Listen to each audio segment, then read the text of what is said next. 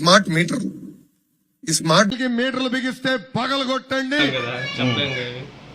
అటు కాదు, ఇప్పుడు పాత మీటర్లు బిగించారు. పాత మీటర్లు ఇవి, ఈ పాత మీటర్లు ఓకేనా, ఇవేమో కొత్త మీటర్లు. లోకేష్ గారు ఏమన్నారు, ఎవరన్నా ఏ మీటర్లు ఇవి స్మార్ట్ మీటర్లు వచ్చి బిగిస్తానంటే పగలగొట్టమన్నారు కదా లోకేష్ గారు.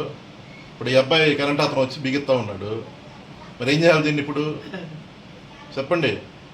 అదేనంటే అన్నిటి కరెంటు బిల్లు రావట్లేదు అన్నాడు. వైఎస్ఆర్ కాంగ్రెస్ పార్టీ అధికారం ఉన్నప్పుడు ఒక మినిమం కుటుంబానికి 1000 రూపాయలు వస్తే కరెంటు బిల్లు ఇప్పుడు మినిమం 3000 వస్తుంది. ఈ బాక్సులు బిగించి వడదీసి కొత్త బాక్స్ బిగిస్తే కరెంటు బిల్లుకి పెరిగి సమాధానం ఎవరు చెబుతారు? లోకేష్ గారు సమాధానం చెప్పాలి దీనికి.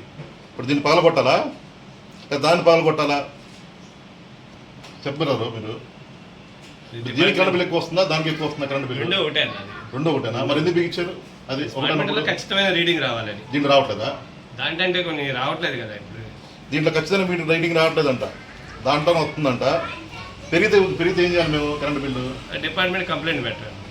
డిపార్ట్మెంట్ వాళ్ళకి వచ్చి మాకు రీడింగ్ ఎట్లా వస్తుంది కంప్లైంట్ పెడతారు. మాకు వద్దంటే ఇది పరిస్థితి అంటే బిగికుండా వెళ్తాం. వీళ్ళు కాకపోయినా రేపు కాకపోయినా ఎప్పుడైనా బిగించాల్సిందే కదా, కన్ఫర్మ్ గా బిగించాల్సిందే, ఖచ్చితంగా బిగించాల్సిందే. మరి పగల కొడితే పరిస్థితి ఏంటి? కేసులు పెడతారా? కేసులు పెట్టేది డిపార్ట్మెంట్ వాళ్ళు చూసుకుంటారు.